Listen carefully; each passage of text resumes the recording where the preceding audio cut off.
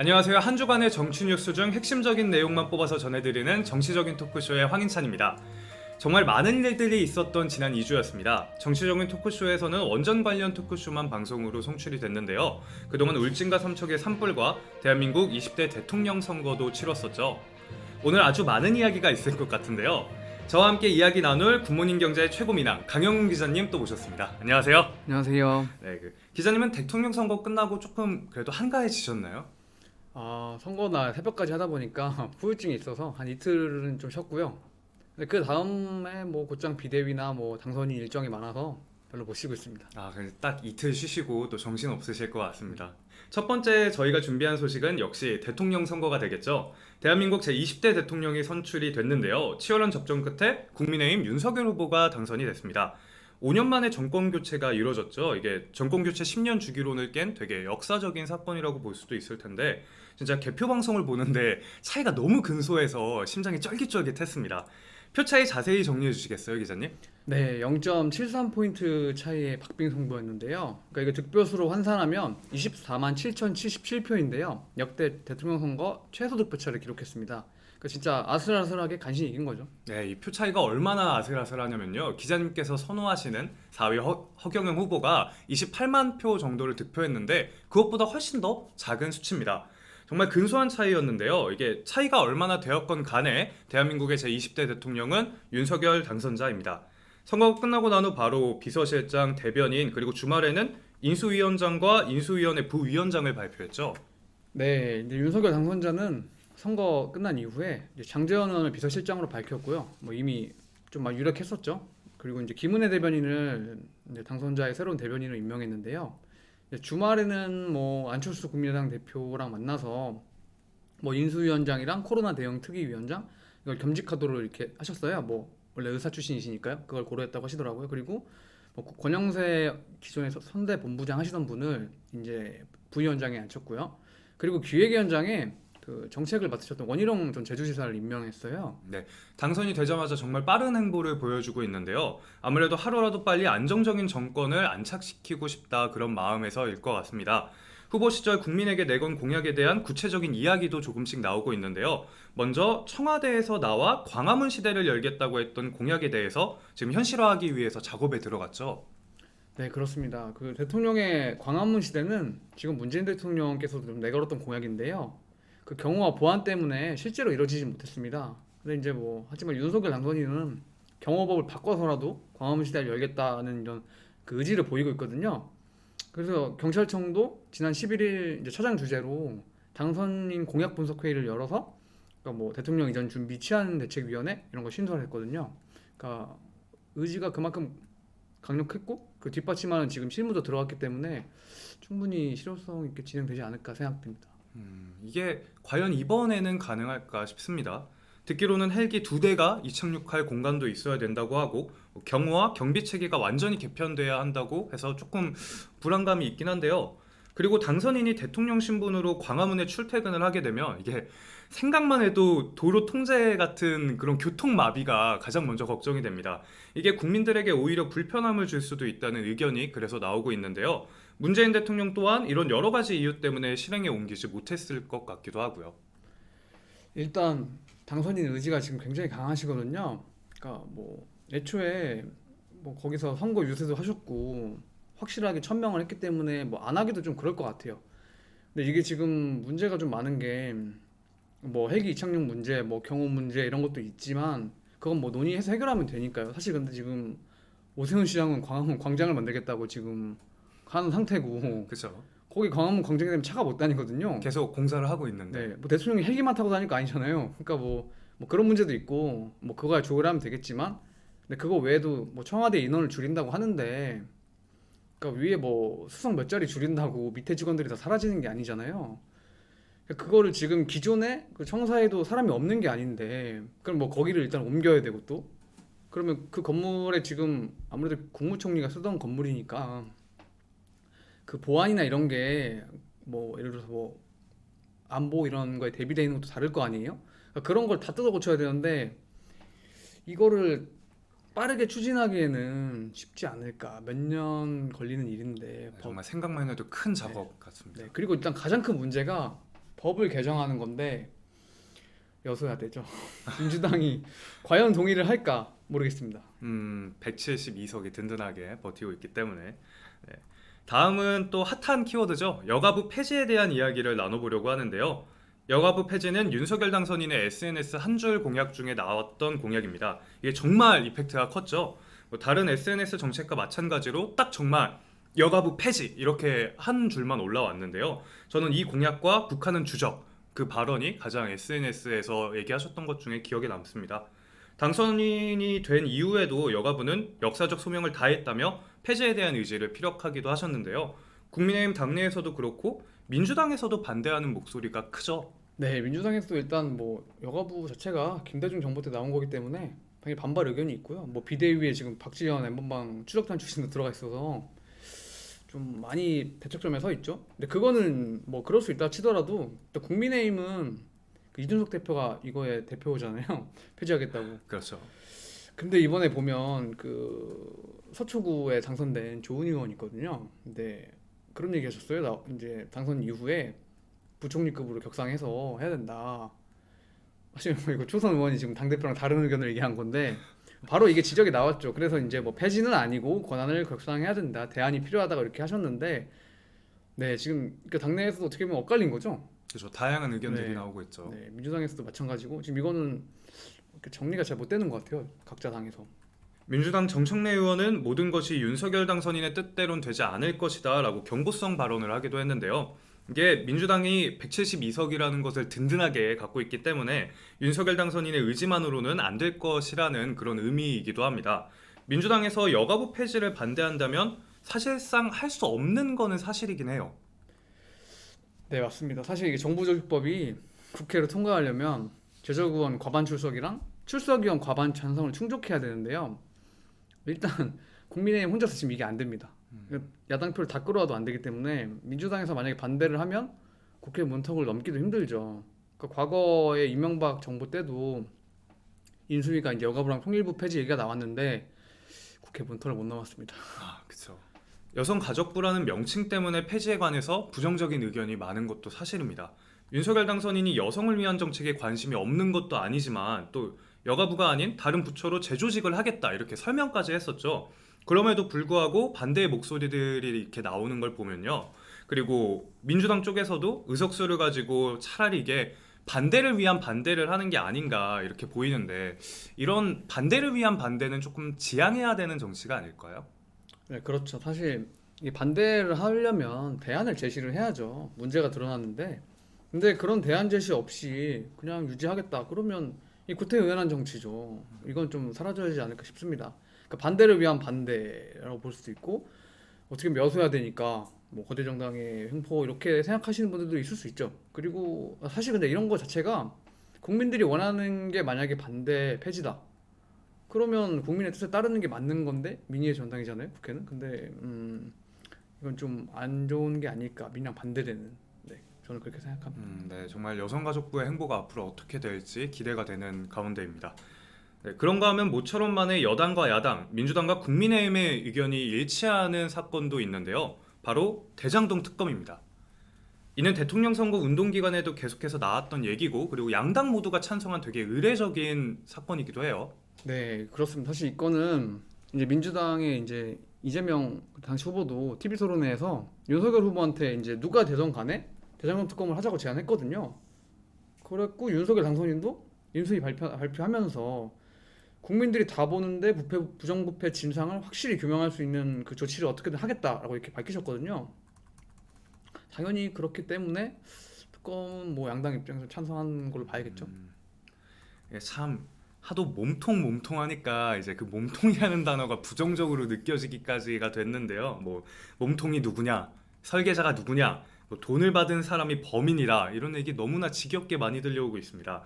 수많은 말과 의혹을 낳고 있는 대장동 특검법이 얼른 처리가 돼서 지금 이렇게 국민들이 몸통이라는 단어만 들어도 꽉 막혀있는 속을 뻥 뚫리는 수사와 법과 원칙에 따른 처벌이 이루어지기를 기대를 해보겠습니다. 네, 다음은 대선에서 근소하게 패배한 민주당에 대한 이야기입니다. 민주당은 지도부 모두가 사퇴를 하고 윤호중 비대위원장을 선두로 한 비대위 체제에 돌입을 했죠. 이에 대해서도 좀 말이 많습니다. 사실 민주당 이제 비대위 시절은 뭐 당연히 나올 수밖에 없는 상황이었죠. 근데 이재명 후보랑 이렇게 같이 연관돼서 좀 가는 것 같은데요. 뭐 당내 지금 김두관 중진 의원 같은 경우도 뭐 윤호중 비대위원장이 물러나야 된다. 뭐 이재명 후보가 직접 등판해야 된다 이런 얘기를 하셨고 뭐 이낙연계 양기대 의원도 지도부가 다 나갔는데 뭐 윤호중 비대위원장이 맡는 게 좀 당원 뜻의 역행이다 이런 얘기를 하는데요. 이걸 좀 놓고 보면 일단 전 지도부에 포함된 건 윤호중 원내대표였잖아요. 그렇죠. 근데 본인만 지금 사퇴를 안 하고 남아서 비대위를 이끈다는 이제 명분이 있는데 근데 이제 곧 다시 원내대표 새로 뽑거든요. 근데 얼마 뒤면 바뀌는데 굳이 맞는다? 굳이 상식적으로 납득이 좀 안 가지 않으세요? 저는 이게 어차피 책임론을 묻기에는 이재명 후보가 나름 선전하셨잖아요. 그렇죠. 뭐 정말 네. 근소한 득표 네, 차이니까. 젖잘 싸니까 뭐 사실 책임 묻지 않거든요 지금. 그래서 그냥 깔끔히 다 물러나고 뭐 원외 인사라든지 뭐 조홍천 의원 같은 경우 뭐 지금 들어갔잖아요. 뭐 비대위원장 그러면 시켜도 되잖아요. 어차피 뭐 20 몇 일 하고 다음 분이 하실 거라면 원내대표가. 그런데도 불구하고 너무 중간에서 애매하게. 네 이렇게 한다는 게 이거 누가 봐도 나는 우리는 뭐 기득권 안 내려놓겠다 뭐 이렇게도 보일 수 있거든요 지금. 다 나가는데 자기만 안 나간다는 게. 그래서 뭐 해석의 차이지만 이건 약간 국민들이 보시기에도 좀 안 맞지 않나 눈높이에. 좀 갸우뚱할 수 있는 부분인 네네. 것 같긴 합니다. 박지원 공동 비대위원장 임명에 대해서는 어떤 의견이 있을까요? 네, 그러니까 이번 대선 막판에 그러니까 2030 세대 중에서 특히 이제 이대녀라 불리는 그 여성 유권자들에게 좀 지지를 받았어요. 뭐 실제로 그래서 선전하셨죠 이재명 그렇죠. 후보가. 근데 이제 이걸 의식하다 보니까 아무래도 뭐 박지원 그 활동가는 뭐 N번방 추적단 해가지고 좀 활동을 많이 하셨거든요. 그러니까 여성 인권에서는 확실히 기여하신 부분이 있죠. 그래서 이제 그분을 임명하면서 뭐 청년 세대를 위해 최선을 다하겠다. 우리는 여성을 좀 챙긴다. 아무래도 국민의힘이 조금 그거랑 반대된다는 느낌이 지금 있었으니까요. 뭐 그런 의미에서 호평을 받고 있는데요. 사실 근데 비대위라고 하는 게 다 원내 인사들이면 저도 이해하겠습니다. 근데 지금 윤호중 원내대표가 떡하니 가운데 있는데 아니 이 원내 비대위원장 이분 비대위원 이거 오셔서 뭐 무슨 뭐를 하겠어요? 정책을 내도 과연 받아들여질까요? 뭐 물론 모르겠습니다. 근데 좀 어려운 것도 있는 것 같고요. 그리고 이분은 그러니까 민주당 내에서 뭔가 정치적 경험을 좀 가지신 것도 아니고 사실 밖에서 이제 그 인권 부분 성 그런 부분에서 많이 활동을 하셨는데 이거를 비대위가 된다고 해서 이게 당에 크게 뭔가 제안을 하고 실무적으로 뭘 하기에는 이 비대위가 얼마나 갈지도 모르겠습니다만 실질적인 효과가 있을지 모르겠습니다. 그리고 민주당이 이분을 내세우면서 뭔가 이제 뭐 그런 식으로 우리가 여성 유권자들 위한 당이다라고는 했는데 구체적인 비전이 나온 게 없어요 플랜이. 예, 지켜봐야겠지만 지금 당장 딱 보여진 것만 봤을 때는 이분이 지금 비대위원장으로서 어떻게 민주당을 이끌 건지 변화시킬 건지 이런 거는 좀 없어서 사실상 이거 얼굴마담이라고 볼 수도 있는 거거든요. 들러리가 될 수도 있죠. 소위 2030 세대가 빨리 정치에 진출하는 건 물론 고무적인 일일 테지만 진짜 이게 보여주기 식으로만 제대로 참여할 수 없는데 외부에서 우리 이렇게 젊은 층 인재를 등용하고 있다 이렇게만 보이기 위한 인재 등용은 확실히 좀 지양돼야 할 것 같습니다. 네, 다음은 이제 계속해서 정치를 하고 싶다라는 입장을 표명한 이재명 후보에 대한 질문입니다. 이재명 후보의 행보는 기자님은 어떻게 될 거라고 예상을 하실까요? 일단 뭐 포기하시기에는 뭐 좀 젊으시죠. 뭐 그렇죠. 그래서 본인도 그렇게 약간 완전히 포기하신 것 같지는 않아요. 근데 저는 좀 쉽지 않다고 봅니다. 왜냐면 일단 바로 뭘 나서기에는 그래도 아무리 패배 책임론을 얘기 안 한다지만 있긴 있겠죠. 그리고 지금 일단 의원이 아니시기 때문에 뭐 원내에서 뭐 바로 뭘 하기에는 일단 좀 그런 불리함도 좀 있으시고요. 네, 이런 건 다 좀 차지하고서라도 지금 지선이 일단 임박했잖아요. 네. 당장 나서서 만약에 뭐 진두지휘를 할 수도 있겠죠. 근데 저는 이게 제 표현이나마 좀 매너가 아닌 것 같아요. 왜냐하면 어떤 부분에 대해서 그렇죠? 어쨌든 이제 승부는 민주주의니까 났잖아요. 윤석열 당선인이. 그러니까 뭐 그런 걸 떠나서 어쨌든 새로운 정부가 출범을 해야 되는데 간발의 채로 낙선한 후보가 바로 다 그 경쟁당의 바로 대표로서 지방선거를 지휘하고 한다면 당연히 이거 좀 모양이 좀 그렇지 않습니까? 뭔가 이제 막 시작하려는데 아, 이게 뭔가 상도덕이 아니다 그런 뭐 느낌일까요? 그렇다기보다는 좀 그래도 초반엔 좀 응원하고 어쨌든 같은 나라 대한민국의 일원이기 때문에 좀 해야 되는데 만약에 당대표가 되면 대통령 당선인이랑 그 바로 뭐 회동도 하실 거 아니에요? 대통령 당선인하고 이제 여당 대표가 되면 그러면 좀 불편하지 않을까? 이게 사람인데 아무리 협조적이 된다고 하더라도 오히려 분열을 더 가속화시키는. 그럴 수 있죠 충분히. 그리고 지지자들 입장에서 무슨 생각을 하겠어요? 아, 저 자리는 우리 후보가 있어야 될 자리인데. 물론 제 그냥 생각입니다. 네. 그러니까 그런 거가 좀 단순한 거고 깊이 들어가면 우리나라가 지금 이번 선거에 특히 어떻게 보면 분열의 정치가 됐잖아요. 지금 너무 좀 극단적으로 다시 갈렸는데 여기서 만약에 이재명 후보가 다시 이제 이재명 이제 뭐 상임 고문께서 다시 당대표가 많이 된다고 하면 너무 극단의 분열 정치가 돼버리겠죠? 저는 그런 생각이 좀 우려가 좀 들어요. 그래서 아직 충분히 뭐 숨고르기 하시고 뭐 지방선거 이후에 좀 패배해서 위기감 든다. 그때 등판하셔도 되죠. 사실 뭐 급할 게 없잖아요. 그리고 지금 뭐 개인적인 생각이지만 아직 당내에 뭔가 정리가 좀 안 된 느낌이에요. 뭐 당내 경선에 패배한 이낙연 측 인원들도 있을 것이고 뭐 친문이라던가 이재명 후보를 뭐 지지 안 하는 후보들도 있었겠죠. 내심 안에서 의원들도 막 그런 거를 다 정리하고 그리고 뭐 통합정부론 얘기하면서 정치개혁도 엄청나게 꺼내놨는데 지금은 이제 국회 시간이거든요. 아무래도 이 입법을 추진하고 뭘 해야 되는데 여기서 다시 이재명 상임고문이 전면에 나서면 이게 대선의 연장선상처럼 보이니까 아까도 나왔던 것처럼 또 이게 너무 정쟁으로만 또 치달을 수도 있고 그러니까 아직 일어나지 않은 거기 때문에 제가 추측하는 거지만 근데 다른 뭐 충분히 국민들도 약간 비슷하게 느낄 거라고 저는 생각하거든요. 그래서 지금 당장 하시는 거는 좀 섣부르지 않을까. 화합을 위해서 한숨 고르고 오시는 게 어떻겠냐. 네, 그것도 나쁘지 않죠. 뭐 이낙연 전 대표님 보세요. 바로 미국 가시잖아요. 지방선거 끝나고. 아, 물론 그게 옳다는 건 아니고 얼마나 아쉬우시겠어요. 근데 딱 멋있게 뭐 저는 그런 것도 깔끔했다 그렇게 네. 보시는군요. 네. 다음은 대선이 끝나고 윤석열 당선인 배우자 김건희 여사에 대한 이야기들도 이렇게 몇 개 나왔는데요. 영부인이라는 호칭보다는 뭐 대통령 배우자라는 호칭이 좋다 이런 발언도 있었고요. 미력하게나마 대통령 역할 수행하는데 돕겠다라는 등의 발언도 있었습니다. 그런데 손해배상 청구 소송 소식이 또 있다고 하는데요. 네, 이제 김건희 여사께서 대통령 선거운동 당시에 좀 난리가 좀 났었죠. 그 서울의 소리 기자랑 이제 통화한 내용이 공개돼서 그렇죠. 녹취록 사건. 네, 그 7시간 그래서 곤혹을 치르셨는데 당연히 이제 1월에 동의한 게 아니었으니까 이제 서울의 소리 상대로 1억 원 손해배상 청구 소송을 하셨거든요. 네. 이에 대해 서울의 소리는 대통령 당선이 되자마자 정치 보복이 시작됐다며 비판을 했었는데요. 사실 이게 이 소송이 당선인이 되기 전 지난 1월부터 진행됐던 거잖아요. 네, 그렇습니다. 사실 지난 1월에 진행이 된 거고 그러니까 우연찮게 소장이 당선인으로 확정된 다음 날 서울의 소리에게 전달된 건데 이게 뭐 우연의 일치니까 너무 확대 해석할 필요는 없는 것 같습니다. 네, 그리고 이 소송에 대해서 진중권 전 동양대 교수는 뭐 이건 말리고 싶지 않다라는 식으로 SNS에 글을 올리기도 했습니다. 사실 그러니까 뭐 중립적으로 봐도 이 소송은 당연한 거라고 생각합니다. 아니 왜냐면 어쨌든 취재원하고 기자의 관계인데 공개하지 않기로 하고 통화를 한 거잖아요. 오프자 읽어주거든요. 이제 근데 기자님도 언론인으로서 네, 이거는 좀 비매너죠. 사실 언론에 공개하고 법원에서 공개하지 말라고 한 부분도 있는데 유튜브에 다 올려버렸어요.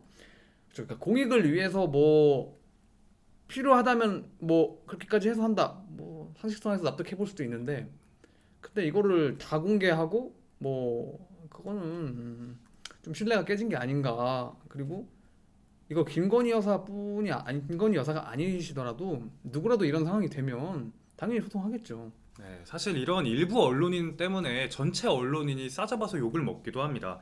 이런 부분은 확실히 문제로 보이기도 하죠.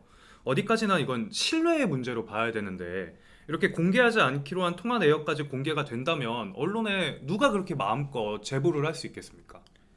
네, 맞습니다. 사실 이게 제보자들 또한 익명이랑 비공개 공개 요구하시는 분들 많이 있으시거든요. 국회도 의원님들 통화하시면 초선 중심 뭐 이렇게 다 그렇게만 해달라고 하시는 분들 꽤 많으세요. 왜냐면 그냥 자기 생각은 이렇지만 그게 공식 입장이 되면 곤란할 수도 있거든요. 그렇죠. 그리고 뭐 이분들 아니라 일반인들도 마찬가지시고요. 뭐 회사에 공익적 제보를 했는데 그럴 수도 있고요. 근데 만약에 이런 것 때문에 이분들이 다 이걸 좀 두려워하고 이렇게 되면은 사실상 언론의 역할이 의미가 없어지죠. 네, 오늘 많은 이야기를 나눠봤는데요. 벌써 오늘 준비한 마지막 순서입니다. 마지막 주제는 선거 후폭풍에 관련된 이야기인데요. 일부 온라인 커뮤니티에서 윤석열 대통령 당선인에 투표한 것으로 의심되는 사람을 색출해서 응징하자 이런 분위기가 조금씩 일고 있다고 합니다. 소셜미디어 글 등을 근거로 유명 연예인들의 이름이 거론되고 있다고도 하고요. 이를 종합한 이번 남녀 리스트까지 만들어 공유가 되고 있다고 합니다. 그 중에는 폭력적이고 원색적인 비난도 있는데요. 뭐 윤석열 당선인의 여성 정책을 언급하면서 뭐 성범죄 당하고 무고죄로 고소당해봐야 정신을 차린다. 아니면 뭐 네 손으로 뽑았으니 성범죄 당해도 그냥 참고 살아라. 뭐 여성 인권 운운하지 말라. 뭐 이런 글을 좀 많이 썼거든요. 저도 글을 몇 개 살펴보긴 했는데 아무리 온라인상이라고 그래도 정말 심한 글들이 많이 보였습니다. 연예인들 또한 공격의 대상이 됐는데요. 인스타그램 게시물의 글이나 사진에 빨간색이 포함되어 있거나 2번을 조금이라도 연상시키는 문구가 있다면 어김없이 문제를 삼고 있다고 합니다. 뭐 소녀시대의 태연, 트와이스의 나연, EXID의 한이, 뭐 슈퍼주니어의 김희철, 몬스타엑스의 민혁 등의 연예인을 이른바 2번녀, 2번남이라고 주장하고 있습니다. 사실 이분들이 뭐 몇 번을 찍었는지는 아무도 모르는 거죠. 근데 이렇게 무조건적인 비판하는 건 좀 아닌 것 같습니다. 그러니까 뭐 민주주의 국가에서 자기가 투표를 하는 것은 당연한 거고 이게 당연히 비밀 투표죠. 근데 그런 누굴 뽑은 사람이 뭐 나쁜 사람이다 등의 비판을 하는 거는 스스로 민주주의를 부정하는 행동이 아닐까 생각합니다. 네, 내가 뽑은 후보가 대통령이 되지 않았다고 해서 무조건 이렇게 원색적인 비판만 해버린다면 결코 한국은 변화할 수 없겠다 그런 생각이 드는데요. 새로 뽑힌 대통령을 중심으로 야당과 국민의 견제를 통해서 건전한 정치가 펼쳐져야 우리 국민의 삶이 보다 나아질 것 같다는 생각이 듭니다. 좀 유념을 해주셔야 되는 게 이게 정말 거의 50대 50으로 나뉘는 선거였잖아요. 그래서 서로 내가 찍은 후보가 정말 절대 다수가 아니고 다른 입장을 가진 사람들이 우리만큼 있다 이런 생각을 좀 해주셔야 될 것 같습니다. 대한민국 정치인들이 정당 팔을 갈라서 싸운다고 국민까지 그럴 필요는 없잖아요. 네. TV에서 국회의원들이 국회에서 싸우는 걸 보고 욕하던 우리가 똑같은 행동을 해서는 안 되겠다 그런 생각을 다시 한번 하게 됐습니다. 네. 사실 저희가 국회의원을 뽑아놓은 것 자체가 뭐 제 표현으로는 대신 싸우라 뭐 이거잖아요. 농담이고요. 이게 이제 서로의 입장이 다른 사람들이 있으니까 자기 입장을 대변해주기 위해서 지금 국회의원들 뽑아놨잖아요. 그러니까 뭐 치열하게 정책 가지고 경쟁하고 그러는 거겠죠. 근데 그걸 누굴 뽑았다고 해서 어떤 특정 정당을 뽑았다고 해서 국민끼리 싸우면 국회의원 뭐하러 뽑겠습니까? 우리가 다 하면 되죠 사실. 그렇죠. 전 국민 투표하고. 근데 그런 게 아니잖아요. 저희가 민주주의니까 대의제로 우리가 권한을 이임해서 뽑아놓은 의원들끼리 이렇게 모여서 이렇게 토론도 하고 뭐 정책적인 거 새로운 것도 입안하고 이렇게 하는 건데, 그러니까 우리는 누가 누굴 선택했던 간에 일단 그게 딱 명확하게 결과가 나와 있잖아요. 어떤 의원이 누굴 뭐 대변하고 어떤 당은 뭘 얘기하고 어쨌든 내가 뽑아놨기 때문에 그런 걸 가지고 서로 싸우지 말고, 그러니까 누가 대통령이 되든 나라를 위해 국민을 위해 일하는 거니까 국회의원도 마찬가지고요. 그러니까 더 나은 삶을 위해 우리를 위해서 일하고 있는 거니까 그걸 좀 지켜봐줬으면 좋겠습니다. 그러니까 그리고 뭐 지금 뭐 지역구도나 뭐 이런 경쟁이 많이 있지만 뭐 개혁도 얘기하고 많은 게 항상 나오잖아요. 근데 이게 하루아침에 뭐 바뀌기 어렵잖아요. 사실 이게 오랜 기간 지금의 국회도 많은 민주주의 시대를 거쳐서 지금 바뀌어온 건데 국민들이 굳이 이렇게 나서가지고 갈등 조장하면서 싸우는 거는 이게 국회 발전을 위해서나 뭐 민주주의 발전을 위해서나 도움되는 게 아니라고. 그렇죠. 관심을 갖고 열심히 참여하는 건 좋은데 뭐 요즘 인터넷 방송엔 그런 말이 있잖아요. 과몰입하지 말자. 그런 태도가 좀 중요한 것 같습니다. 네, 대한민국의 새로운 대통령이 선출이 됐습니다. 그리고 이제 2달 뒤에는 문재인 대통령이 물러나고 윤석열 당선인이 대통령으로서 대한민국을 이끌어가게 되는데요. 윤석열 당선인이 이끄는 대한민국의 5년은 어떻게 될까요? 과연 더 살기 좋은 나라가 될지, 더 안전한 나라가 될지. 정치적인 토크쇼에서는 앞으로도 계속 대통령을 비롯한 여당과 야당을 가리지 않고 잘한 것은 칭찬하고 잘못한 것은 가차없이 질책을 하도록 하겠습니다. 오늘도 함께 해주신 기자님 감사드리고요. 네, 저희는 다음 주에 또 다시 뵙겠습니다. 네, 감사합니다. 감사합니다.